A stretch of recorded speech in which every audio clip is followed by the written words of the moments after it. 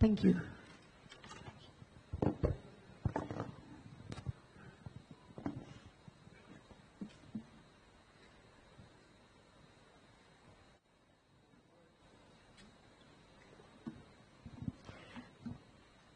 Good morning, everyone.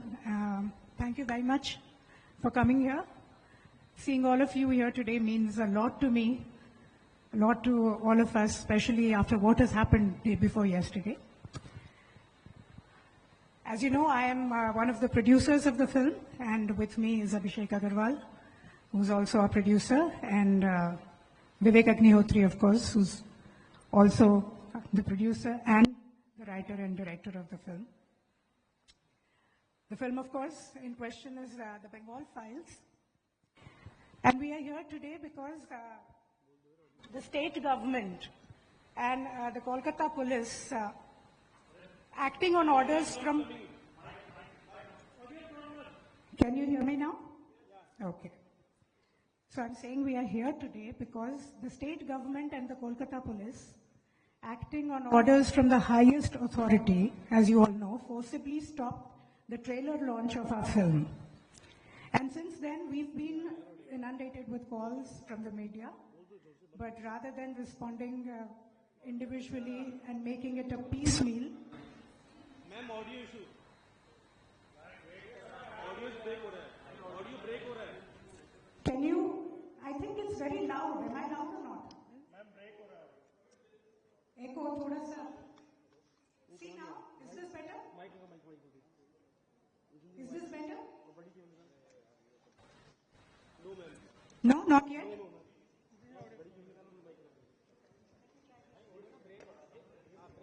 Break हो रहा है ma'am audio.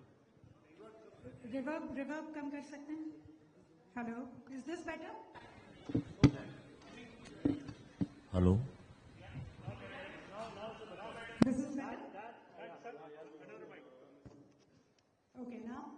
Yes, better ma'am. Better? Yeah, better one.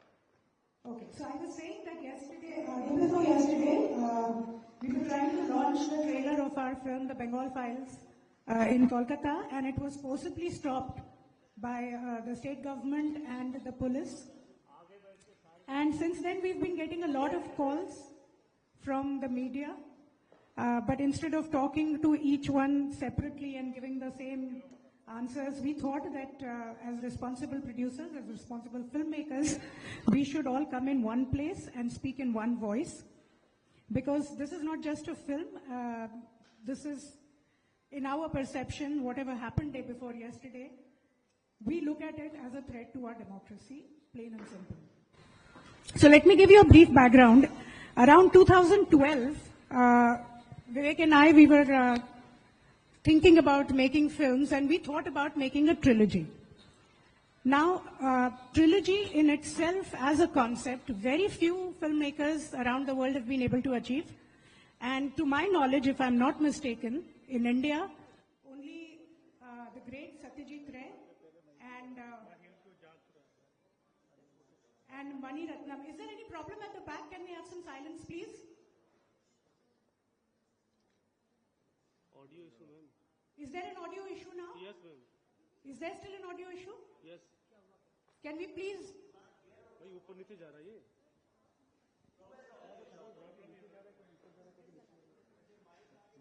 Mic में problem हो रहा है.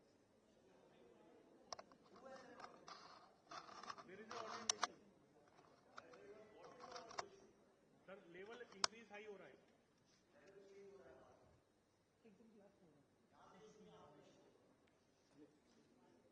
यहाँ से इशू नहीं है कह रहे हैं ये लोग, टेक्निकल लोग.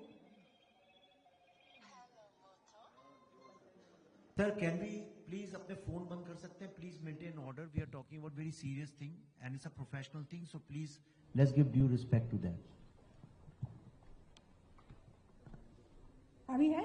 क्लैरिटी है? ओके. तो मैं बात कर रही थी ट्रिलॉजी की.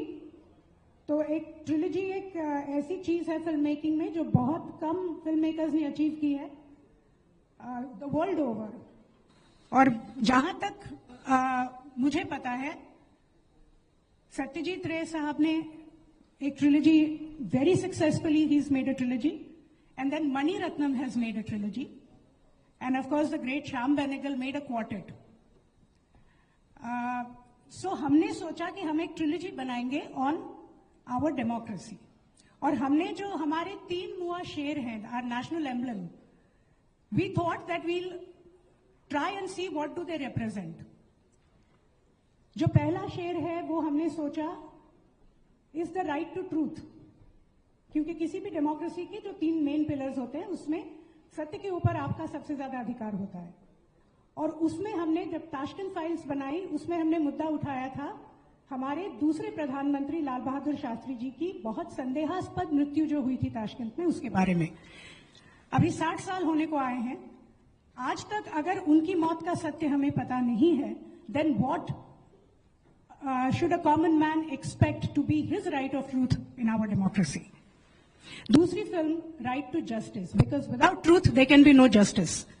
वहां पे हमने कश्मीरी पंडितों की बात की कि जो एक पूरा कश्मीरी पंडित समूह पूरा इतने लाखों में जो लोग उस वादी को छोड़ के आए वापस, 35 साल हो गए आज तक वो वापस नहीं जा पाए हैं, उनको न्याय नहीं मिला है अभी तक. Then what does a common citizen expect? What would be a common citizen's right to justice? Can you open this, Vivek, please? And हमारी जो तीसरी फिल्म है, द बंगाल फाइल्स, इसमें सबसे पर्टिनेंट मुद्दा हमने उठाया, and that is right to life. जो पार्टीशन हुई थी भारत की, उसमें there was an unprecedented amount of violence.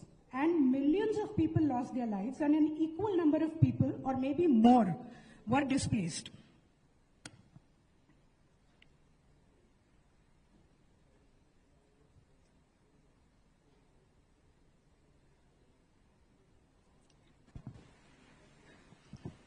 Sorry. So there were so many people who were displaced. और हमारे जो रिसर्च में हमने देखा कि almost there are 78 years after our independence, और आज भी Bengal continues to witness the same horrors, because a case in point is what we've recently seen in Murshidabad. So do we as citizens of India, do we have a right to life? This is a very pertinent question that we've asked in the Bengal files.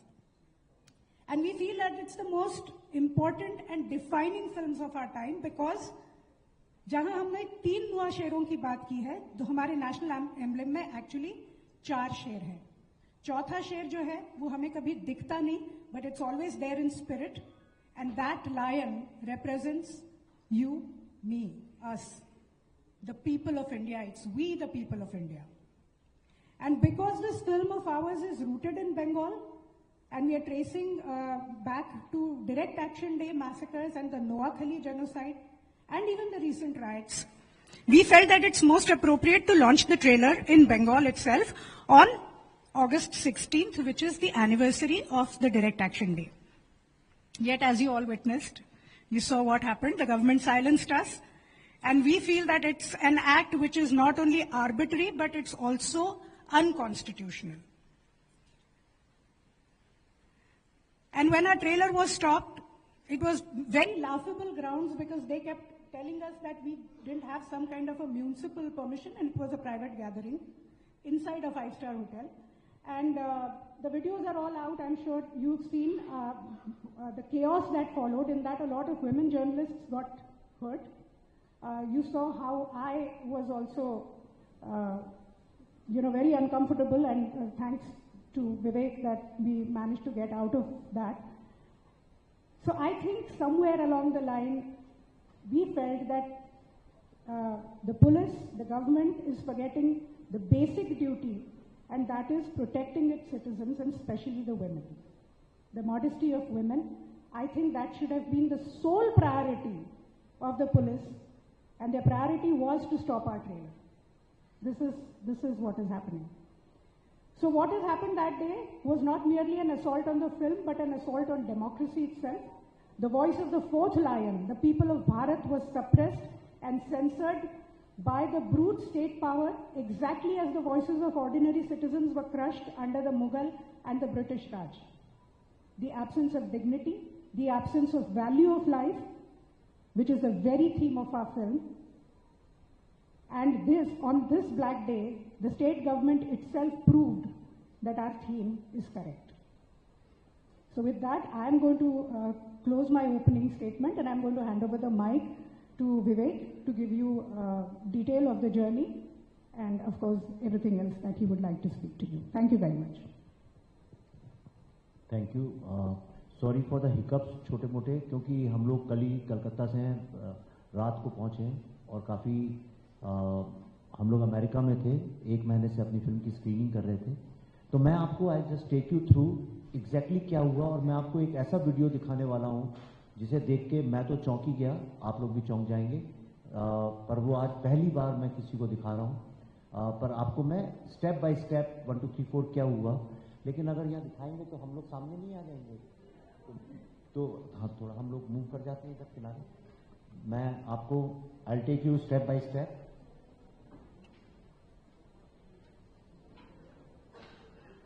हाँ जहाँ भी कर लिया, मैं यहाँ खड़े होकर बोल सकता हूँ. I can stand here and talk.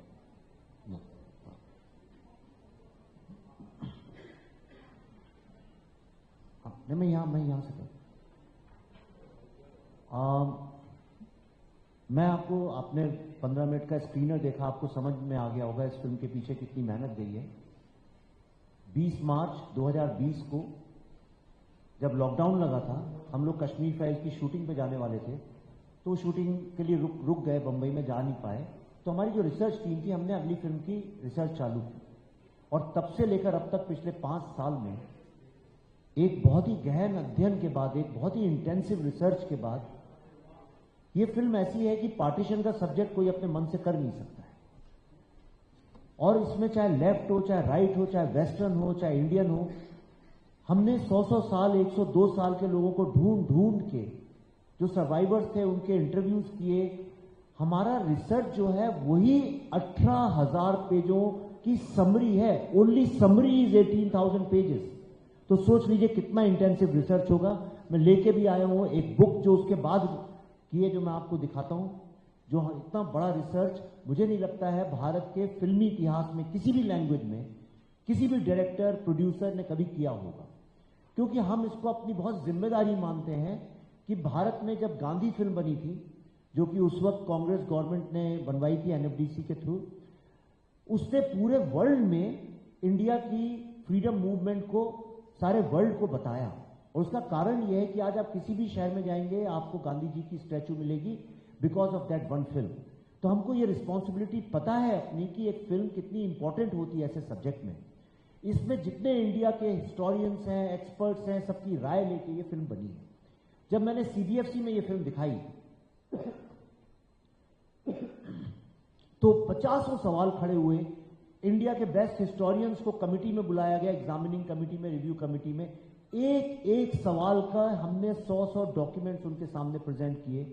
ये फिल्म एग्जामिनिंग कमिटी के थ्रू गई, रिवीजन कमिटी के थ्रू गई, और तब जाके ये without any cut, without any modification, एक चेंज के बिना इस फिल्म को सर्टिफिकेट मिला.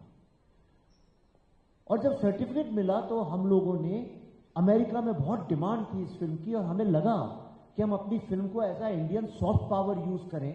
और हमने वहां के पॉलिसी मेकर्स, वहां के मीडिया, ज्यू society, black society, Spanish society, और भी जितने परसिक्यूटेड लोग हैं, उनको ये फिल्म वहां जाके दिखाई.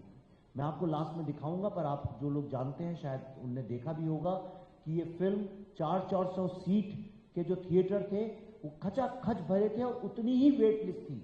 और वहां के टॉप कांग्रेसमैन, सेनेटर्स. और एक बड़े गर्व की बात आपको बताता हूं, शायद ही भारत के इतिहास में किसी और फिल्म के साथ हुआ है, कश्मीर फाइल्स के साथ हुआ था. हम जब अमेरिका गए थे तो वहां कैपिटल हिल में, कैपिटल हिल मतलब वहां की संसद, वहां की पार्लियामेंट, वहां पे हम लोगों को इनवाइट किया गया था उस फिल्म को प्रेजेंट करने के लिए. और इस बार फिर फिल्म रिलीज भी नहीं हुई है, और हमको वहां का कैपिटल हिल में इस बार फिर इन्वाइट किया गया द बंगाल फाइल्स को प्रेजेंट करने. और बहुत सक्सेसफुली वहां के कांग्रेसमैन और सेनेटर्स के सामने हम इसको प्रेजेंट किया, और भारत की अपनी बात वहां पे रखी. लेकिन जब ये फिल्म सक्सेसफुल होने लगी, अमेरिका में ही मुझे खबर मिली कि हमारे अगेंस्ट एक के बाद एक कई सारी एफआईआर फाइल की गई वेस्ट बंगाल में. और ये खुलेआम, ऐसा नहीं है किसी आम आदमी ने किया, किसी को पता भी नहीं है इस फिल्म के अंदर क्या है। आज पहली बार तो मैंने इस फिल्म की थीम यहां पे दिखाई है, इसलिए क्योंकि मैं चाहता था आपको दिखाई जाए। ये रातों रात हमने स्क्रीनर बना के आपके लिए तैयार किया है। टी शर्ट भी वही आप देख सकते हैं।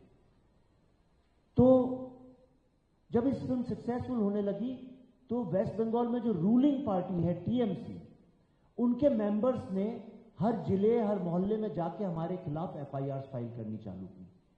और वहां की जो पुलिस है उसने ये तक नहीं हमको बताया, नोटिस में जो उनने एफआईआर हमारे पास आई, ये तक नहीं बताया कि कारण क्या है एफआईआर के पीछे। मैं आपको दिखाता हूं, जरा नंबर 3 एफआईआर कॉपीज जरा दिखाइए लोगों को, दिखाइए। नेक्स्ट। टीएमसी नेताओं ने दर्ज की एफआईआर, ये न्यूज है, ये मुझे वहां पता चली। नेक्स्ट दिखाइए, नेक्स्ट स्लाइड, नेक्स्ट स्लाइड। ये एफआईआर देखिए, नेक्स्ट स्लाइड। ऐसी तमाम है, ये देखिए, नेक्स्ट स्लाइड, ये देखिए, नेक्स्ट स्लाइड, नेक्स्ट स्लाइड। इसके बाद है कोई स्लाइड? या सो और ये सारे टीएमसी के वर्कर्स ओपनली सोशल मीडिया में लिख लिख के कर रहे हैं।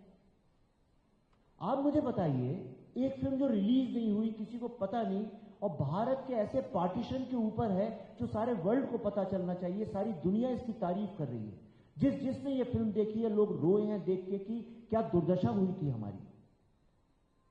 और बल्कि वेस्ट बंगाल गवर्नमेंट को तो हमको आमंत्रित करना चाहिए, क्योंकि वेस्ट बंगाल की हिस्ट्री पे इससे डिफाइनिंग फिल्म कोई नहीं बनी आज तक। डायरेक्ट एक्शन डे का वो ब्लैक डे, नोआखली जेनोसाइड, जिसके कारण आज हमसे बंगाल छीन लिया गया, ईस्ट बंगाल बन गया, अब बांग्लादेश है। अगर वो 2 इवेंट्स नहीं हुए होते तो आज बांग्लादेश भारत का पार्ट होता और लाखों लोग नहीं मारे गए होते। और इतना ही नहीं, ये फिल्म तो बंगाल के गौरव के बारे में बात करती है। विश्व के इतिहास में फ्रांस के बाद एकमात्र ऐसी भारतीय स्टेट है जहां पे रेनेसांस हुआ, इंडिक रेनेसांस हुआ, उस ग्रेटनेस की बात करती है। नेशनलिस्ट मूवमेंट बंगाल से चालू हुआ, वेदांतिक मूवमेंट बंगाल से चालू हुआ, एक से एक महान लोग वहां पे पैदा हुए। उसके गौरव की हमने क्या खोया है। कलकत्ता वर्ल्ड की कल्चरल कैपिटल हुआ करती थी, कलकत्ता वर्ल्ड की इंडस्ट्रियल कैपिटल हुआ करती थी, वर्ल्ड के सेकंड मोस्ट इंपॉर्टेंट सिटी हुआ करती थी, और आज उसकी क्या दुर्दशा हो गई, हमने क्या खोया है। लेकिन इस फिल्म पे लगातार ruling party state power FIR file कर रहा है।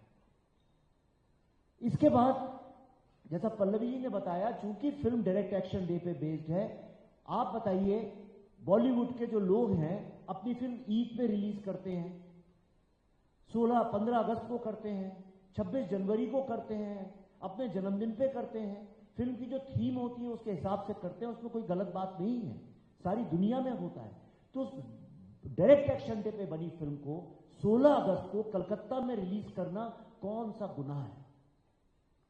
और आपने आज तक कभी, आप सब मीडिया में है, कभी किसी ट्रेलर को आप लोगों ने आज तक सिनेमा हॉल के अलावा कहीं और देखा नहीं होगा। सारे ट्रेलर सिनेमा हॉल में लॉन्च किए जाते हैं। मैं आज इतने साल मेरा करियर हो गया, मेरी हर फिल्म का ट्रेलर सिनेमा हॉल में लॉन्च हुआ है, कहीं और नहीं होता है। तो हमने भारत की एक बहुत बड़ी multiplex chain, number 1 multiplex chain के थिएटर में, वहां पे एक बहुत बड़े मॉल में, वहां पे हमने बुक किया और 16 अगस्त को हम वहां पे लॉन्च करने वाले थे। हमारे पास सारी परमिशन थी, हमारी टीम वरना जाती क्यों वहां पे। और ट्रेलर लॉन्च करने के लिए कौन सी ऐसी बहुत बड़ी परमिशन लगती है, हर दिन तो ट्रेलर लॉन्च होते हैं फिल्मों के। लेकिन जब मैं पहुंचा कलकत्ता एयरपोर्ट पे तो मुझे पता चला कि हम वहां पे लॉन्च नहीं कर सकते, और अनऑफिशियली हमको बताया गया कि इसके पीछे कारण यह है कि वो जो एरिया है उनके ऊपर पथराव हो जाएगा और उनके लिए पॉलिटिकली कलकत्ता में बिजनेस करना असंभव हो जाएगा। इस डर से उनने कहा कि प्लीज हमें माफ करिए, हम आपका ट्रेलर लॉन्च नहीं करेंगे, भले ही आपके पास सारे परमिशंस हों। हमने एक दूसरी थिएटर चेन को कांटेक्ट किया, उन्होंने भी हमको मना कर दिया। दिखाइए जरा नंबर 4 पीवीआर न्यूज, नेक्स्ट दिखाइए, नेक्स्ट दिखाइए, है उसमें नेक्स्ट। तो ऐसी बहुत सारे हैं, तमाम न्यूज ही पूरी सब जगह आप ही लोगों ने लिखी। पर मैं भी हारने वालों में से नहीं हूं, डरने वालों में से नहीं हूं। और एक फिल्म मेकर का, एक क्रिएटिव आदमी का, एक कवि का, एक थिएटर वाले का, एक लेखक का फिल्म मेकर का कर्तव्य होता है और मीडिया वालों का कि फ्री स्पीच के अगेंस्ट लड़ाई लड़ें। और आप जानते हैं मेरा पूरा करियर मैंने फ्री स्पीच के अगेंस्ट बहुत लड़ाई लड़ी है। तो हमने कहा हम इसको करेंगे। आईटीसी सोनार, आईटीसी रॉयल, जो कि कलकत्ता का हेरिटेज होटल है और भारत की नंबर 1 चेन है, उनसे अधिक प्रोफेशनल ताज ग्रुप और आईटीसी इंडिया के सबसे ज्यादा प्रोफेशनल होटल चेन्स हैं। और कलकत्ता वाले लोग उसको अपनी इज्जत मानते हैं। वो कहते हैं ये हमारा प्रेस्टीज, हमारा ऑनर है आईटीसी। उसके इसी तरह के बैंकेट हॉल में हमने उनसे सारी परमिशंस लेके उसके बाद उसका आयोजन किया, जैसे अभी हो रहा है। अब मैं आपसे एक सवाल ये पूछना चाहता हूं, क्या ये संभव है? आप अपने कॉमन सेंस से सोचिए, ये फंक्शन जो चल रहा है ये रातों रात हमने किया है, क्या ये संभव है बिना किसी परमिशन के? इसी तरह का हमने एक प्राइवेट किया जहां पे मीडिया वाले आए, 150 से 200 मीडिया वाले। वहां कलकत्ता का कोई ऐसा मीडिया चैनल नहीं है जो वहां पे नहीं आया। और वहां पे हमारा जब फंक्शन चालू हो गया, ऐसी स्क्रीन वहां पे भी लगी थी, बिल्कुल यही माहौल वहां था, वहीं से ये सब चीजें यहां आ गई हैं आज कल रात में। तो जब हमने शुरू किया, सब कुछ हुआ, बातचीत हुई, भाषणबाजी हुई, और जब ट्रेलर चलाने का वक्त आया, जैसे ही ट्रेलर को ऑन किया गया